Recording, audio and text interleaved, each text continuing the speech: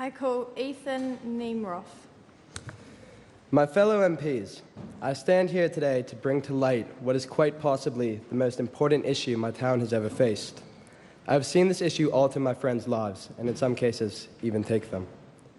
I come from a very small town called Kaitaia, also nicknamed the suicide capital of New Zealand. Despite this title, Kaitaia is, in my view, the best town in the world, though I may be a tad biased. From my experience, Kaitaia is the only place where you can walk through town and greet and be greeted by everyone you pass by first name. Kaitaia, from my experience, is the only town where I know every single checkout worker at Pack and Save on a personal level.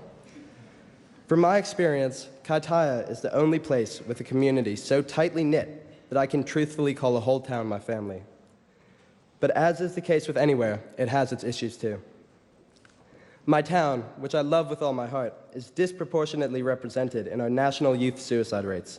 And from speaking about this topic with my friends and my peers, one thing has become abundantly clear to me.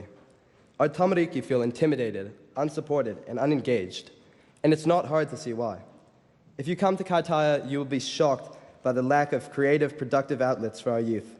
To find a place where you can express yourself, or a place where you can go and practice your passion, is so difficult that it's easier to just stay at home and do nothing at all. Take a guess at how many people visit the Kaitaia Community Youth Space each week. 0. We don't have a community youth space.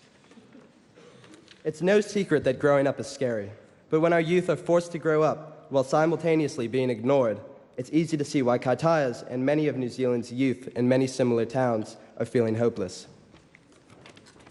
It comes down to this. Everyone is passionate about something, be it music, writing, or politics. And passion is what drives a person. It gives them a purpose and something to work for. But this passion needs nurturing. It needs to be encouraged and kindled, because when it isn't, it gets lost, and a person loses their drive and sense of purpose. Unfortunately, this happens all too often in Northland and many other regions. As youth are overlooked and ignored, their passions neglected and left to burn out, and these children grow up unmotivated, something which breaks my heart as I know the amazing potential these young people have. And this is happening in regional communities nationwide. I say it's time that we shift our gaze back to the youth and focus on providing them with the support and the engagement we deserve. It's time that we replace this mindset of hopelessness and fear for the future with one of hope and excitement. It's time we recognize that there are youth beyond the cities who are suffering every day. I want to see my town with a place where our youth can go and be offered along on their journey of self-discovery. I want to see my town with people in our communities who can work with the youth to make this scary transition into adulthood a little less scary. I want to see a culture of support in my town where every child has a place and a person they can go to when life gets hard. We, the youth, have the potential to do great things, and it's time we are recognized in and invested in as such. My fellow MPs, we sit in these chambers today brought together by a thirst for change and a shared vision of creating a better tomorrow. But I propose to you now that we do away with our idea of a better tomorrow and instead focus on creating a better today. Thank you.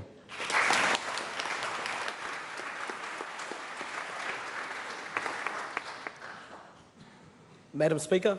I call Taylor Retana Nikora. Tēnā koe te maunga.